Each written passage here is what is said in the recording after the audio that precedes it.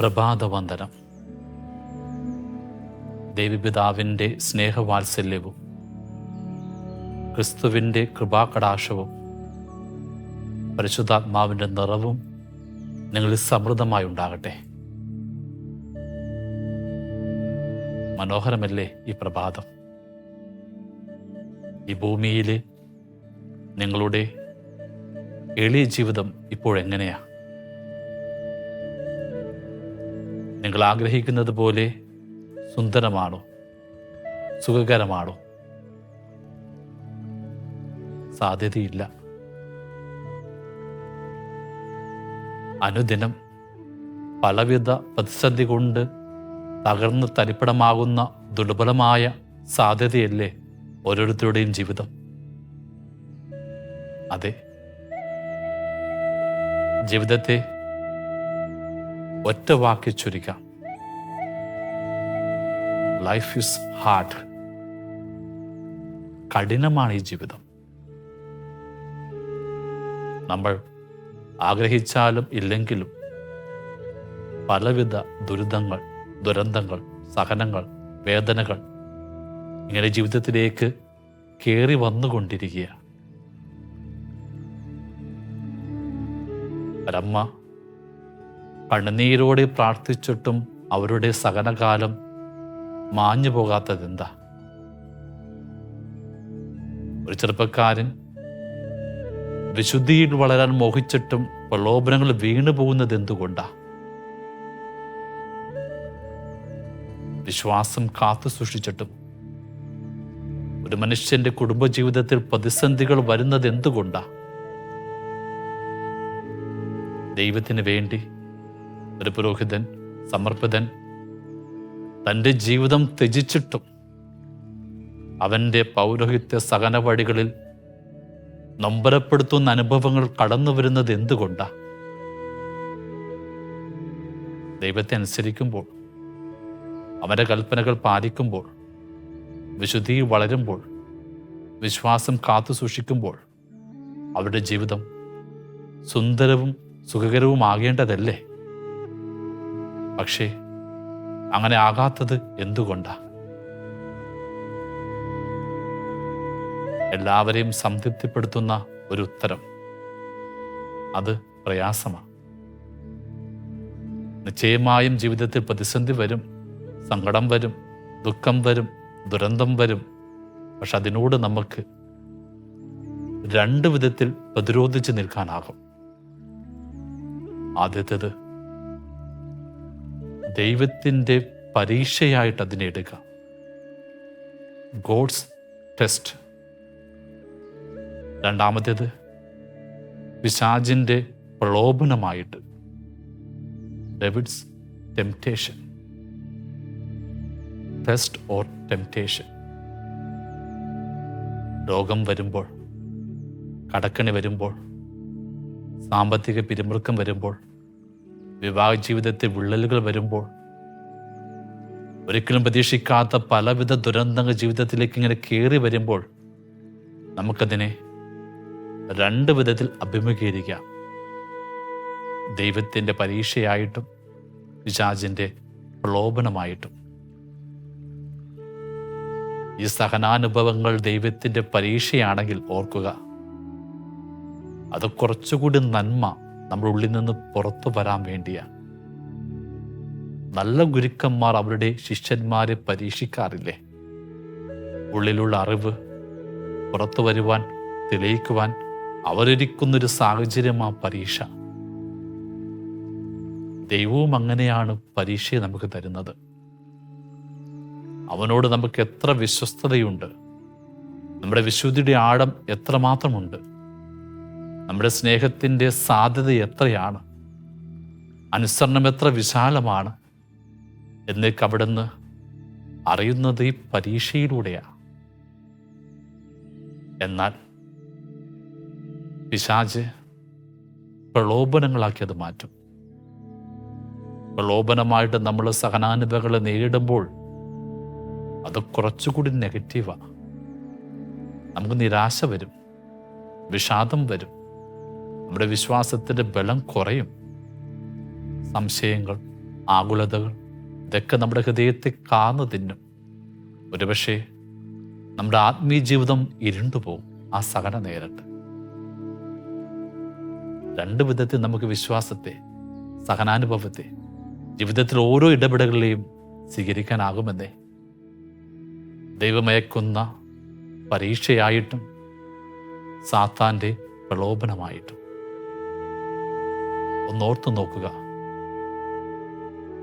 ആ മനോഹരമായ പറുദീസ ദൈവം ഏറ്റവും മനോഹരമായ രീതിയിൽ അത് അണിയിച്ചൊരുക്കി ആദത്തിനും ഹവ്വായ്ക്കും കൊടുക്കുകയാണ്. ഫലങ്ങളുള്ള വൃക്ഷങ്ങൾ, പൂക്കളുള്ള ചെടികൾ, മനോഹരമായ പക്ഷികൾ, അതിമനോഹരമായ നദീതടാകങ്ങൾ, എല്ലാം കൊണ്ട് സുന്ദരമായ പവിത്രമായ ആ പറുദീസയുടെ മധ്യേ അവിടുന്ന് നട്ട വളരെ വേറിട്ടൊരു വൃക്ഷം, ജ്ഞാനവൃക്ഷമാണത്. സത്യത്തിൽ ദൈവം അത് നട്ടു വളർത്തിയത് ഒരു പരീക്ഷയുടെ വൃക്ഷമായിട്ടാണ്. എല്ലാം നോക്കി നടത്താൻ ഏൽപ്പിച്ച ആദം ഹവ്വായും തന്നെ അനുസരിക്കുമോ എന്ന് പരിശോധിക്കാൻ, അവർ തൻ്റെ കൽപ്പനകൾ പാലിക്കുമോ എന്ന് നിരീക്ഷിക്കാൻ, അവർ തന്നെ ആത്മാർത്ഥമായിട്ട് സ്നേഹിക്കുന്നുവോ എന്ന് മനസ്സിലാക്കാൻ ദൈവം നട്ടു വളർത്തിയ പരീക്ഷയുടെ വൃക്ഷം തന്നെയായിരുന്നത്. എന്നാൽ അമനോഹരമായ പറുദീസയിലേക്ക് സാത്താൻ പ്രലോഭന സർപ്പമായിട്ട് കടന്നു വരികയാണ്. ആ പരീക്ഷയുടെ വൃക്ഷത്തെ പ്രലോഭന വൃക്ഷമാക്കി മാറ്റുന്നു. ഓർക്കണം, നിങ്ങൾ ഇതിൻ്റെ ഫലം ഭക്ഷിച്ച ദൈവത്തെ പോലെ ആകുമെന്ന് ദൈവത്തിനറിയാം. അതൊരു പ്രലോഭനമാണ്.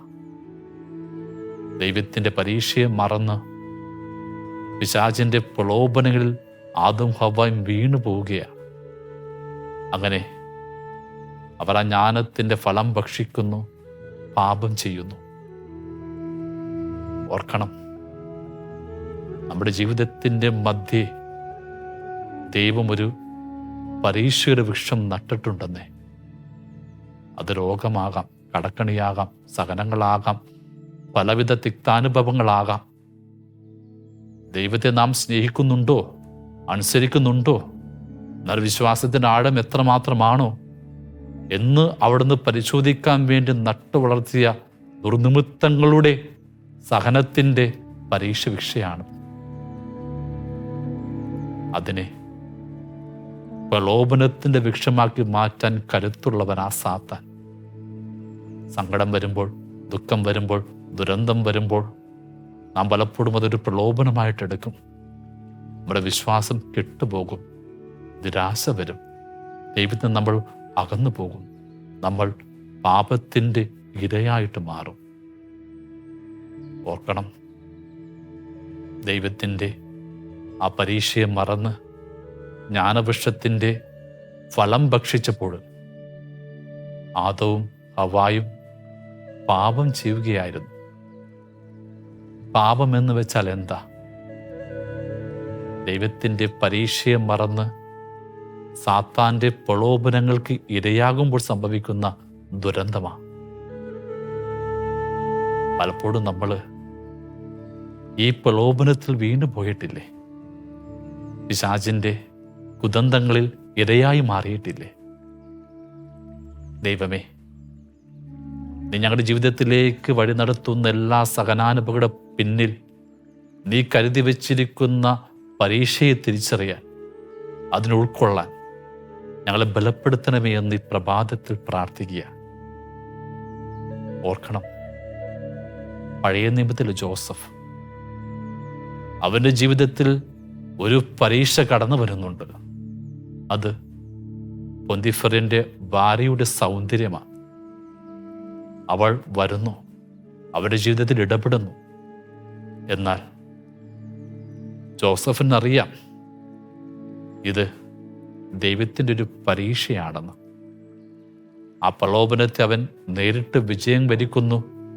സ്വന്തം അങ്കി പോലും വിട്ടുകൊണ്ട് ആ പ്രലോഭന സാഹചര്യത്തെ ഒഴിവാക്കി അവൻ വീടിൻ്റെ പുറത്തേക്ക് പോയി വിശുദ്ധി കാത്തു സൂക്ഷിക്കുന്നു. ഇതിന് സമാനമായതൊന്ന ദാവീദിന്റെ ജീവിതത്തിൽ സംഭവിച്ചത്.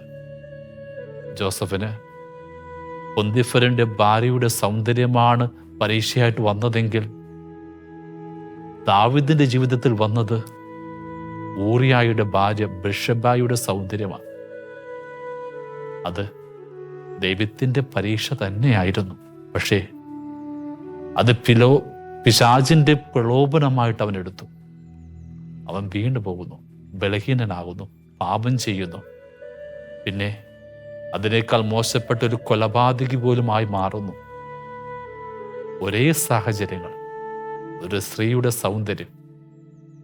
ജോസഫ് അത് ദൈവത്തിൻ്റെ പരീക്ഷയായിട്ടെടുത്തപ്പോൾ ദാവീദ് അത് പിശാചിൻ്റെ പ്രലോഭനമായിട്ടെടുത്തു. നമ്മുടെ ജീവിതത്തിൽ വരുന്ന ഏത് സാഹചര്യങ്ങളെയും നാം ദൈവത്തിൻ്റെ പരീക്ഷയായിട്ടെടുക്കും. കുറെ കൂടി വിശുദ്ധിയിൽ, ആത്മബലത്തിൽ, വിശ്വാസത്തിൻ്റെ കരുത്തിൽ നമുക്ക് ആ സാഹചര്യങ്ങളെ അതിജീവിച്ച് മുന്നോട്ട് വരാനാകും. അല്ല, പിശാചിൻ്റെ പ്രലോഭനമായിട്ട് നാം എടുക്കുന്നതെങ്കിൽ നാം അതിൽ വീഴും, ഇഴയും, പിന്നെ മോശപ്പെട്ടൊരു പാപിയായിട്ട് അതിൻ്റെ പുറത്ത് വരും, ദാവീദിനെ പോലെ. വീണ്ടും ഓർത്തു നോക്കുക, യേശുവിൻ്റെ 2 ശിഷ്യന്മാർ, പത്രോസും യൂദാസും. യേശുവിൻ്റെ പീഡന സഹനകാലത്ത് അവർക്കും ഒരുപാട് ദുരന്താനുഭവങ്ങൾ ഉണ്ടാകുന്നുണ്ട്. 2 പേരും തെറ്റിലേക്ക് വീണു പോവുകയാണ്. ദൈവത്തെ ഒരാൾ തള്ളിപ്പറഞ്ഞു, മറ്റൊരാൾ ഒറ്റിക്കൊടുത്തു. അതവരുടെ പരീക്ഷണ പ്രലോഭന കാലയളവായിരുന്നു. ഒരു നിമിഷം പത്രോസ് യേശുവിനെ തള്ളിപ്പറഞ്ഞുവെങ്കിലും ആ ഇടറിയ നിമിഷങ്ങൾ ദൈവമൊരുക്കിയ പരീക്ഷയായിട്ട് തന്നെ അവൻ തിരിച്ചറിയുക. അതുകൊണ്ടവൻ അനുതപിക്കുക, പുറത്തുപോയി നിലവിളിക്കുക. ആ പരീക്ഷയുടെ 2 കാലം കഴിഞ്ഞവൻ കുറെ കൂടി എളിമപ്പെട്ട് ആ ശിഷ്യസമൂഹത്തിലേക്ക് തിരികെ വരികയാണ്. ചില നേരങ്ങളിൽ ദൈവം പല പ്രലോഭന സഹനാനുഭവങ്ങളിലൂടെ നമ്മളെ തള്ളിയിടും, കുറച്ചുകൂടി എളിമയിലേക്ക് നമ്മളെ വാർത്തെടുക്കാനാണ്. യൂദാസനാകട്ടെ, അത് പിശാചിന്റെ പ്രലോഭനം മാത്രമായിരുന്നു. ദൈവത്തിൻ്റെ ഇടപെടൽ കണ്ടില്ല, ദൈവത്തിൻ്റെ പരീക്ഷ കണ്ടില്ല. അതുകൊണ്ട് അവൻ നിരാശനാകുന്നു, വിഷാദത്തിലേക്ക് പോകുന്നു, ഒടുവിൽ ആത്മഹത്യ ചെയ്യുന്നു. 2 സാധ്യതകൾ. പത്രോസിനതൊരു തിരിച്ചറിവാണ് കൊടുത്തത്. കുറച്ചുകൂടി എളിമപ്പെടാൻ, കുറച്ചുകൂടി ക്രിസ്തുവിൻ്റെ കരുണയെ യാചിക്കാൻ, കുറച്ചുകൂടി വിശ്വസ്തയോടെ ജീവിക്കാനുള്ള ചില തിരിച്ചറിവുകൾ. യൂദാസിന് അത് തകർച്ചയിലേക്കുള്ള വഴിയായിട്ട് മാറി. അവൻ്റെ വിശ്വാസം കെട്ടുപോയി, നിരാശ അവൻ്റെ ആത്മാവിനെ കീഴടക്കി. അവൻ ആത്മഹത്യയിലേക്ക് പോയി. കാരണം അതവൻ പിശാചിൻ്റെ പ്രലോഭനമായിട്ടെടുത്തു. ജീവിതത്തിലെ എല്ലാ സഹനാനുഭവങ്ങൾക്കും ഈ 2 സാധ്യതയുണ്ടെന്നേ. സഹനം വരുമ്പോൾ ചിലർ കുറച്ചുകൂടി ഉത്ബോധത്തിലേക്കാണ് വരുന്നത്. ദൈവത്തിൻ്റെ പരീക്ഷ ഉൾക്കൊണ്ടുകൊണ്ട് ചില തിരിച്ചറിവിലേക്ക് അവർ വരും. ഒന്നോർത്തു നോക്കുക, ധൂർത്തപുത്രൻ, അവൻ പിതാവിൻ്റെ സ്നേഹം മറന്ന് ദൂരദേശത്തേക്ക് പോകുന്നു, സുഖലോലുപയിൽ മയങ്ങുന്നു. എന്നാൽ ക്ഷാമകാലം വരികയാണ്. അവൻ്റെ എല്ലാം കൈവിട്ടുപോയി, സുഹൃത്തുക്കൾ അകന്നുപോയി. അവൻ ഏതോ യജമാനൻ്റെ പന്നിക്കൂട്ടിൽ തവിട് ഭക്ഷിച്ച് ജീവിക്കുമ്പോൾ സുബോധമുണ്ടായെന്ന അവൻ്റെ ക്ഷാമസഹനകാലം അവനൊരു തിരിച്ചറിവ് കൊടുത്തു. ക്ഷാമം ദൈവം അയച്ചൊരു പരീക്ഷയായിരുന്നുവെന്ന്. അതോടവൻ തിരിച്ചറിവിലേക്ക് വന്നു, പിതാവിൻ്റെ സ്നേഹം മനസ്സിലാക്കി, അനുതപിച്ചു, മടങ്ങി വന്നു. എന്നാൽ മറ്റു ചിലരുടെ ജീവിതത്തിൽ സഹനം വരുമ്പോൾ, ദുരന്തം വരുമ്പോൾ, വേദന വരുമ്പോൾ അത് പിശാചിൻ്റെ പ്രലോഭനമായിട്ടെടുത്ത് സ്വയം കീഴടങ്ങുന്നു, തെറ്റിലേക്ക് പോകുന്നു, ഈ ലോകത്തിൻ്റെ നിരാശയിലേക്ക് പോകുന്നു, ആത്മഹത്യയിലേക്ക് പോകുന്നു. ഓർക്കണം, യേശു ജോർദാൻ നദിയിൽ വെച്ച് സ്നാനം സ്വീകരിച്ച് പരിശുദ്ധാത്മാവ് യേശുവിൻ്റെ ജീവിതത്തിലേക്ക് കടന്നു വന്നപ്പോൾ അവനെ പരിശുദ്ധാത്മാവ് വഴി നടത്തുന്നത് മരുഭൂമിയിലേക്കാണ്. ദൈവം ഒരുക്കൊരിടമാ മരുഭൂമി, ദൈവത്തിൻ്റെ പരീക്ഷയുടെ ഇടം. 40 ദിനരാത്രങ്ങൾ അവൻ അവിടെ ദൈവത്തിൻ്റെ പരീക്ഷയെ നേരിടുന്നുണ്ട്. ദൈവം അതൊരുക്കിയത് കുറെ കൂടി അവൻ്റെ ഉള്ളിലുള്ള ദൈവികത, പുത്രസ്ഥാനം പുറത്തു വരാൻ വേണ്ടിയാണ്. എന്നാൽ ആ മരുഭൂമിയുടെ പരീക്ഷാകാലം പിശാച് കടന്നു വന്ന് പ്രലോഭനകാലമാക്കി മാറ്റുന്നു. 3 പ്രലോഭനങ്ങളാണ് പിശാച് യേശുവിന് വേണ്ടി ഒരുക്കിയത്. വിശന്നപ്പോൾ കല്ലിനെ അപ്പമാക്കാൻ പറഞ്ഞു. ശരീരത്തിൻ്റെ വിശപ്പ് ഒരു പ്രലോഭനമാണ്. യേശു വചനത്തിൽ വിശ്വസിച്ച് ആ പ്രലോഭനത്തെ അതിജീവിക്കുന്നുണ്ട്. പിന്നെ താഴേക്ക് ചാടി അത്ഭുതങ്ങൾ ചെയ്യാൻ, ജനങ്ങളെ മോഹിപ്പിക്കാൻ, കീഴടക്കാൻ വേണ്ടി ഒരു പ്രലോഭനം കൊടുക്കുക. രണ്ടാമതായിട്ട് ജനങ്ങളെ കീഴടക്കുക എന്നതും ഒരു പ്രലോഭനം തന്നെയാണെന്നേ. യേശു ജനങ്ങളെ വശീകരിക്കാനല്ല, കുരിശിലൂടെ, സഹനത്തിലൂടെ അവിടെ മനസ്സ് കീഴടക്കാൻ ആഗ്രഹിച്ചവനാ. അതാണ് ദൈവപിതാവിൻ്റെ നിയോഗമെന്ന് അവൻ അറിയാം. അതുകൊണ്ട് ആ പ്രലോഭനത്തെയും അവൻ അതിജീവിക്കുകയാണ്. ഒടുവിൽ സമസ്ത സൗഭാഗ്യവും കാണിച്ചിട്ട് നിനക്കത് തരാമെന്ന് മോഹിപ്പിക്കുന്ന ഒരു പ്രലോഭനം കൂടി സാത്താൻ യേശുവിനോട് പറയുന്നുണ്ട്.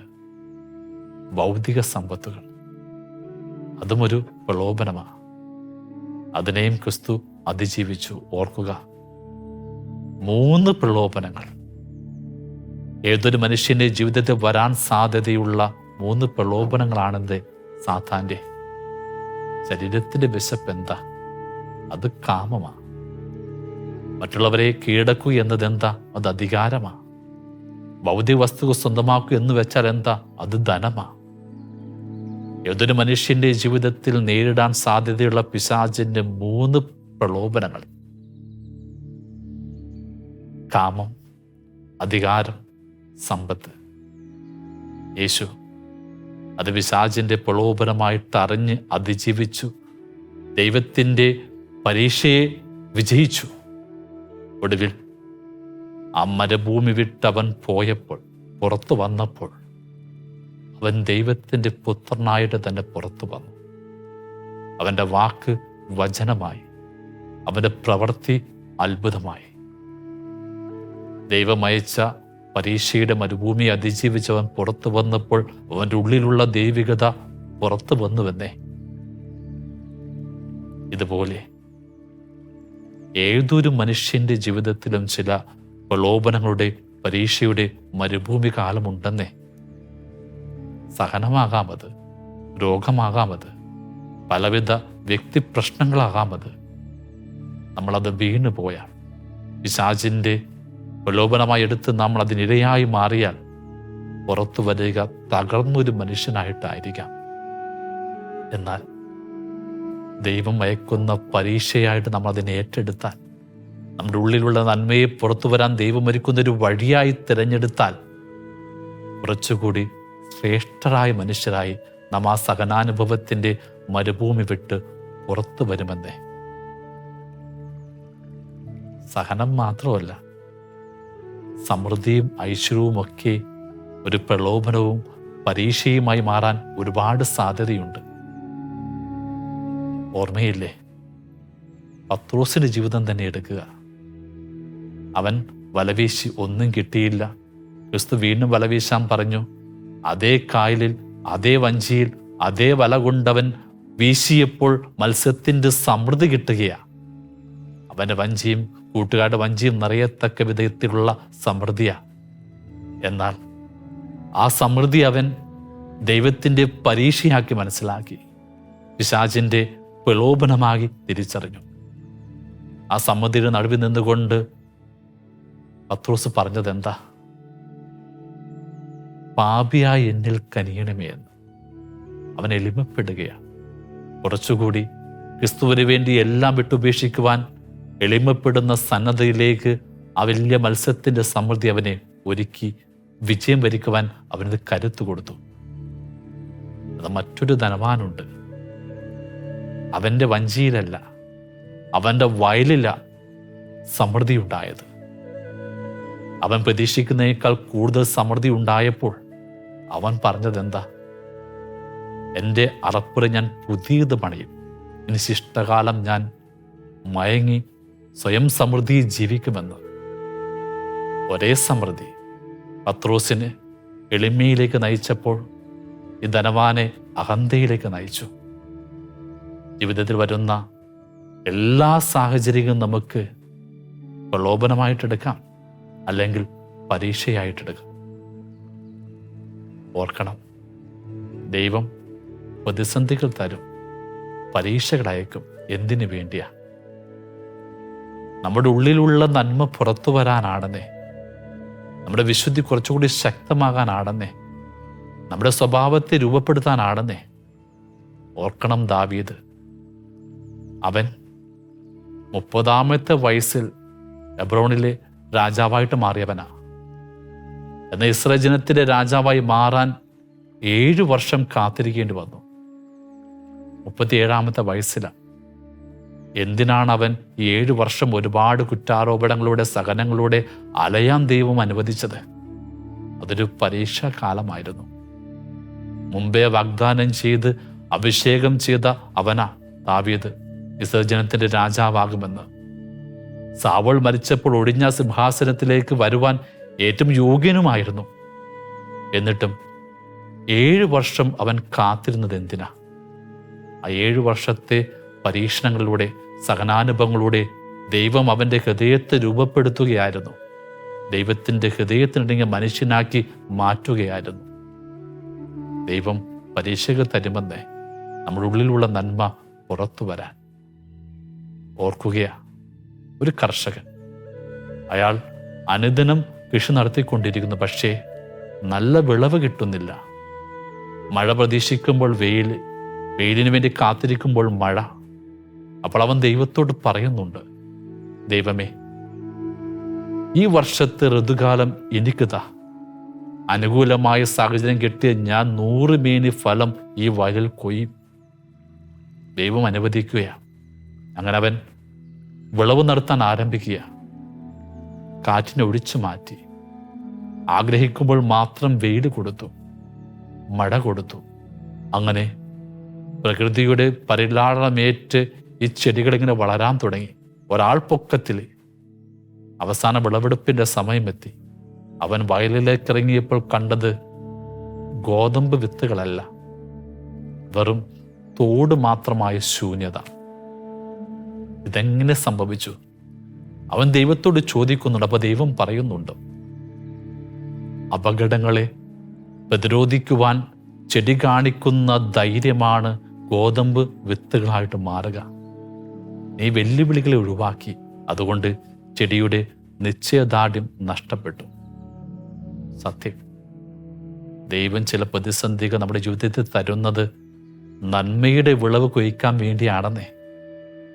എല്ലാം സുഖവും സുന്ദരവുമാണെങ്കിൽ നമ്മുടെ ആത്മീയ ജീവിതം വെറും പൊള്ളയായ തോടായിട്ട് മാറും. അതിനാൽ ദൈവമയക്കുന്ന പരീക്ഷയെ ഏറ്റെടുക്കുക, പിശാചിന്റെ പ്രലോഭനങ്ങളെ അതിജീവിക്കുക.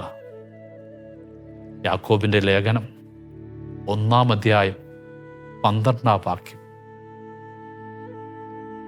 ദൈവത്തിൻ്റെ പരീക്ഷയെ ക്ഷമയോടെ സഹിക്കുന്നവൻ ഭാഗ്യവാൻ. എന്തെന്നാൽ പരീക്ഷയെ അതിജീവിച്ച് കഴിയുമ്പോൾ തന്നെ സ്നേഹിക്കുന്നവർക്ക് ദൈവം വിജയം കിരീടം നൽകുമെന്ന്.